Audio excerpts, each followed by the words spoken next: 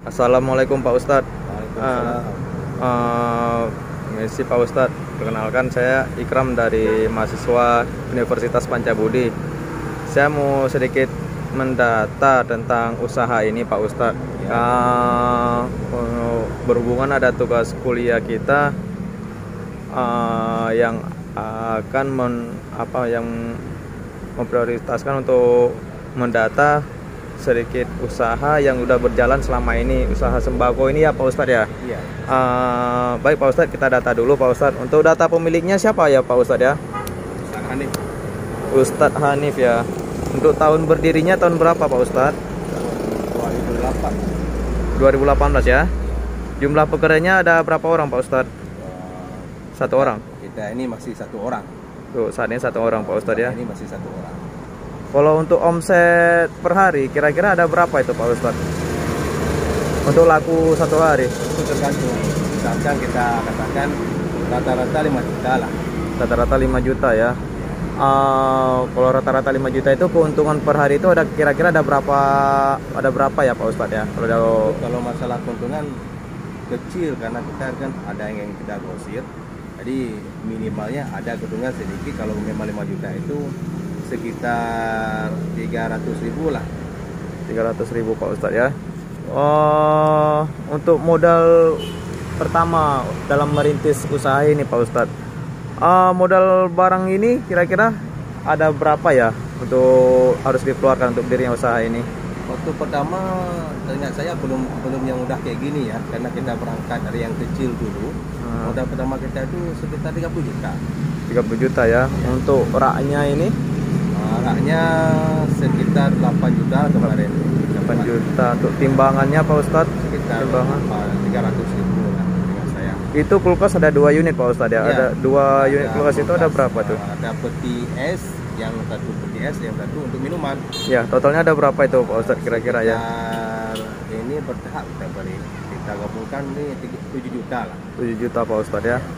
Untuk biaya operasionalnya per bulan Pak Ustadz. Untuk kelistrikan ini Kelistrikan itu kena berapa itu? Tarif kemarin, misal kita katakan rata-rata 200.000 lah. 200.000 ya. Ya. Untuk karyawan tadi satu orang ya. Untuk satu orang karyawan itu digaji per bulan itu berapa ya Pak Ustadz ya? Kita kalau kita gaji karyawan memang anak-anak ini kan yang bekerja tempat kita ini untuk per hari. Kalau kita kasih per hari 50.000, kalau satu bulan berarti 1.500.000. 1.500 Pak Ustadz ya. Baik. Untuk operasional yang lain seperti BBM Pak Ustadz, untuk bensin itu mengeluarkan biaya berapa ya kalau itu per bulan? Kalau kita gabungkan, estimasinya lah. BBM misalnya premiumnya untuk kita ambil barang untuk profesional sekitar 200.000 lah per bulan. 200.000 Pak Ustadz ya. Ya. Untuk biaya lain-lain entah apa pengeluaran lain-lain Pak Ustadz per bulan apa? Misalnya ada kerusakan di sana sini, misalnya kita katakan sekitar 300.000 Pak Ustadz ya. Baik Pak Ustadz, untuk pertanyaan selanjutnya Pak Ustadz. Iya boleh, insyaallah. Kira-kira ya Pak Ustadz ya, kenapa ya usaha sembako ini ya dipilih dalam menjalankan bisnis? Kira-kira apalah keunggulannya dari usaha ini? Saya pilih usaha sembako dalam berusaha karena usaha sembako di sini setiap hari, setiap saat orang butuh. Oleh semua orang, sehingga cepat dalam putaran kita berusaha. Selain itu Pak Ustadz, Sehingga timbul kekhawatiran soalnya orang tidak membutuhkan sembako itu kecil. Karena per hari, per saat waktu orang itu membutuh sembako yang kita usaha sini. ya baik Pak Ustadz. Kemudian dari segi saya tempat sini pun strategis, yaitu di pinggir jalan dan juga dekat dengan kafe atau warkop. Jadi banyak juga kalau memang nggak ada dari pembeli membeli barang sembako, paling tidak dari orang kebutuhan warkop pun kita sediakan di sini, maka memungkinkan orang tersebut untuk melirik ke tempat kita. Baik Pak Ustadz. Selain itu Pak Ustadz, dalam kita berusaha sembako di sini, kadang-kadang ada naik harga barangnya atau turun, itu kalau memang kita jual sembako nggak jadi persoalan karena orang butuh gitu Pak Ustadz ya. Selain itu ada lagi nggak Pak Ustadz kira-kira apa? Kenapa kira-kira? Misalnya kita beri usaha sembako sambil kita membantu orang yang membutuhkan kerja, sehingga kita butuh juga karyawan untuk bagian sini untuk membantu beban yang ada barang tersebut pun kita butuh karena bersifat kita yang menjual sembako yang bersifat grosir sini pun bisa membantu pada orang lain.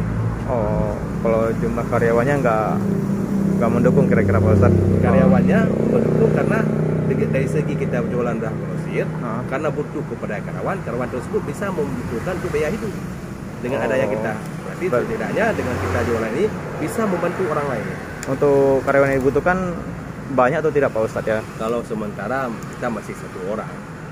Oh, sementara masih 1 orang ya? Yang sekarang ini. Iya. Berarti dengan usaha yang udah berjalan ini, salah satunya tadi kenapa dipilih usaha yang dijalankan ini mungkin karena karyawan yang dibutuhkan itu nggak begitu banyak ya Pak Ustadz ya? Bisa dijalankan dengan sendiri atau udah 1 orang karyawan gitu ya? Iya, baik Pak Ustadz. Baik Pak Ustadz, untuk ada pertanyaan selanjutnya juga nih Pak Ustadz. Iya. Kira-kira ya Pak Ustadz ya, apalah kendala dalam menjalankan usaha ini sehingga bisa menjadi suatu benturan atau kelemahan dalam menjalankan atau mengembangkan bisnis ini? Dalam kita berbisnis usaha seperti di sini terdapat kesalahan, misalkan kita salah menyikapi ketika konsumen yang datang pada kita. Itu kalau memang kita kurang santun dalam pada demikian, konsumen pada lari pada kita. Berminat untuk membeli pada kita. Dalam artian konsumen atau pelanggannya lebih memilih untuk tempat membeli yang lain Pak Ustadz ya? Kalau memang kita nih yang selaku penjual di sini kurang sopan ataupun kurang mengerti apa yang diminta oleh konsumen, bisa-bisa nih. Bisa juga ya. Konsumen bisa lari ke tempat lain, hilang kerjaan dengan kita. Apalagi kalau kita memang tidak jujur dalam berjualan. Oh, gitu Pak Ustadz. Itu sangat mendukung. Baik. Selanjutnya apalagi kira-kira Pak Ustadz ya? Kemudian dengan banyaknya usaha seperti ini, karena yang jualan sembako seperti kita ini ada banyak tempat lain, sehingga dalam hal tersebut menjadi perbedaan harga di sini. Itu pun kalau memang salah kita dalam menjual tidak jeli, maka orang pun akan ke tempat lain. Oh gitu ya. Misalnya ada selisih harga di sini dengan tempat lain, berarti orang lebih memilih tempat lain Pak Ustadz ya? Lebih memilih tempat lain. Nah, di situ pun kita harus melirik berapa persen yang mesti kita cari keuntungan. Baik. Untuk selain itu Pak Ustadz, kendala lain apa kira-kira dalam menjalankan usaha ini ya? Ya, seiring pergantian tahun, pergantian minggu, bulan, tahun, karena peminat membeli alhamdulillah bertambah, maka tempat kita nih yang kurang luas Pak Ustadz ya, kurang cukup luas, ya. Sehingga membutuhkan tempat yang lebih besar lagi, yang layak lagi untuk penyimpanan barang. Berarti ini dari tahun 2018 ini semakin banyaklah barang ini dan alhamdulillah semakin berkembang ya. Ke depannya ini udah kita tambah ke depan. Iya. Berarti untuk tempat masih dibutuhkan, masih minim ya. Berarti ada rencana diperluas lagi nanti ke depan Pak Ustadz ya. Ini pun kalau memang Allah mengizinkan, dia seiring bertambah tahunnya pun seiring perkembangan dia, menurut perkembangan. Baik Pak Ustadz. Baik Pak Ustadz, untuk pertanyaan selanjutnya Pak Ustadz ya. Boleh, masih banyak ya. Iya. Ada 2 lagi nih Pak Ustadz. Boleh. Ya. Oh ini Pak Ustadz, bagaimana membaca peluang kedepannya Pak Ustadz hingga bisnis usaha ini bisa terus berjalan atau berkembang di waktu yang akan datang ya Pak Ustadz ya?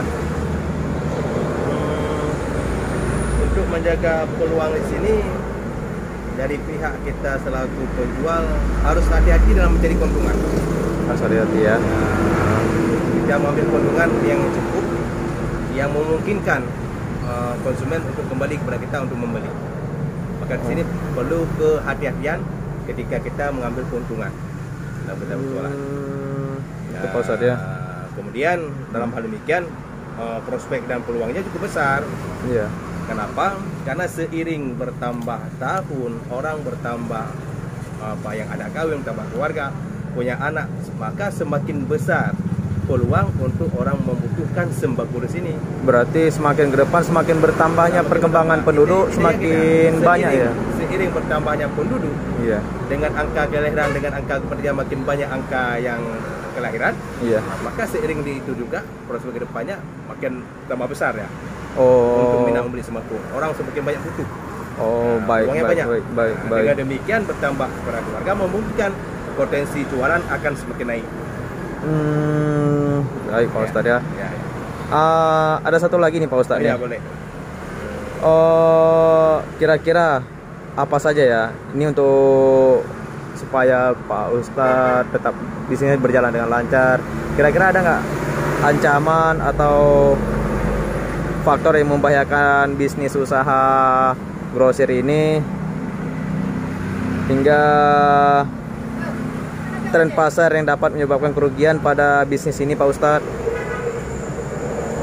Ya, kalau faktor yang membuat kita waspada ke depannya itu tidak tutup kemungkinan dengan kita berjualan tersebut dan orang lain pun ingin berusaha, maka akan muncul kios-kios atau toko yang menjadi persaingan kita. Inilah yang kita perlu waspada. Maka melirik dengan beberapa yang ada di sini, kita perlu waspada. Dalam mencari keuntungan, bagaimana konsumen bisa kembali kepada kita dengan lari konsumen ke tempat lain. Ini bahaya, ancaman bagi kami yang menjual di sini. Berarti persaingan dalam pemasaran pun semakin ketat Pak Ustadz ya? Baik Pak Ustadz, untuk saat ini terima kasih banyak Pak Ustadz udah mau ya diwawancarai di usaha yang udah berjalan ini Pak Ustadz ya. Semoga kedepannya ya makin jaya lah Pak Ustadz ya di toko ini. Makasih lah Pak Ustadz untuk wawancara hari ini Pak Ustadz ya. Terima kasih banyak. Assalamualaikum Pak Ustadz. Waalaikumsalam.